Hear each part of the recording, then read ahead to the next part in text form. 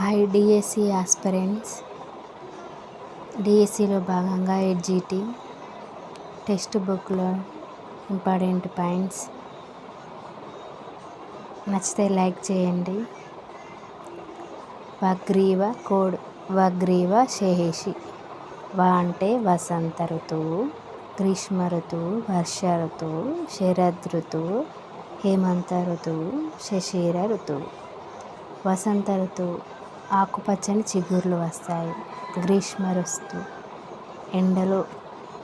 వర్ష ఋతువు వానలు కురుస్తాయి. శరద్ ఋతువు వెన్నెల, కార్తీక దీపం.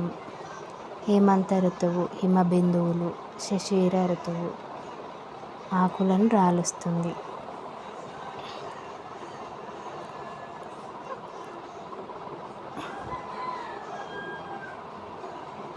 త్రీ 365 డేస్లో 160 పని దినాలు ఉంటాయి. మాతృభాషకు ప్రతిరోజు 90 నిమిషాల సమయం. మొదటి 45 నిమిషాలు బోధనా అభ్యాసన ప్రక్రియకు. ఉపోద్ఘాతం, పలకరింపు, ఉత్మీకరణ, పునశ్చరణ. పాఠ్యాంశ బోధన. సెకండ్, సామర్థ్యాలపై అవగాహన. థర్డ్ వన్, అవగాహన పరిశీలన. ఈరోజు బోధించిన అంశాలపై పిల్లలు అవగాహన పరిశీలించడం. రెండవ 45 నిమిషాలు ఆయా సామర్థ్యాలపై అభ్యాసనం కల్పించాలి. నిర్మాణాత్మక మూల్యాంకనంలో జూలై, ఆగస్టు, నవంబర్, ఫిబ్రవరి.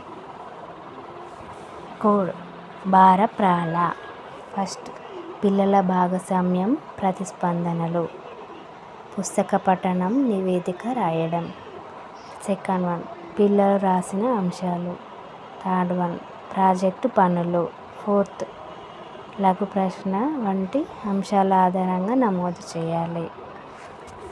సంగ్రహాత్మక మూల్యాంకనం. ఉపాధ్యాయులు సొంతంగా ప్రశ్నపత్రాలను రూపొందించుకొని నిర్వహించాలి. సిలబస్ను పూర్తి చేయడం అంటే సాధించాల్సిన సామర్థ్యాలను సాధించడం అని అర్థం. ఒక పాఠానికి 15 పీరియడ్లు అవసరం. అందులో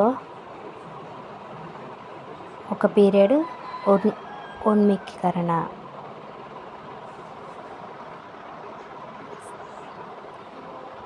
పిల్లలు ఇట్లా చేయండి.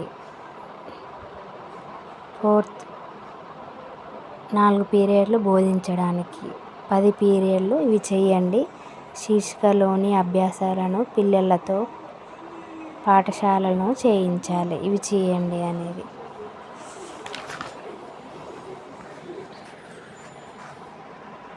సాధించాల్సిన సామర్థ్యాలు, అభ్యాసన ఫలితాలు.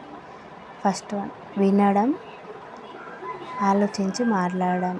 2, ధారాళంగా చదవడం, అర్థం చేసుకొని చెప్పడం, రాయడం. థర్డ్ వన్, ఆలోచించి సొంతంగా రాయడం, స్వీయ రచన. 4, పదజాలం. 5, సృజనాత్మకత, ప్రశంస. 6, భాషను గురించి తెలుసుకుందాం. సంసిద్ధత పాఠాలు అంటే పునశ్చరణ, చదవడం, రాయడం అని ఇతివృత్తం. ప్రక్రియ, అభ్యాసాలు. సమాజాలను గురించి చెప్పడం, కథనం. పర్యావరణ పరిరక్షణ, సామాజిక స్పృహ. సోన అంటే వాన. కైత కవిత. వేల్పు దేవుడు. సౌరు అందం. అవధి హద్దు, మేర. విఘ్నాలు ఆటంకాలు. ముద్గల ప్రకారం 32 రూపాల్లో ఉంటాడు వినాయకుడు.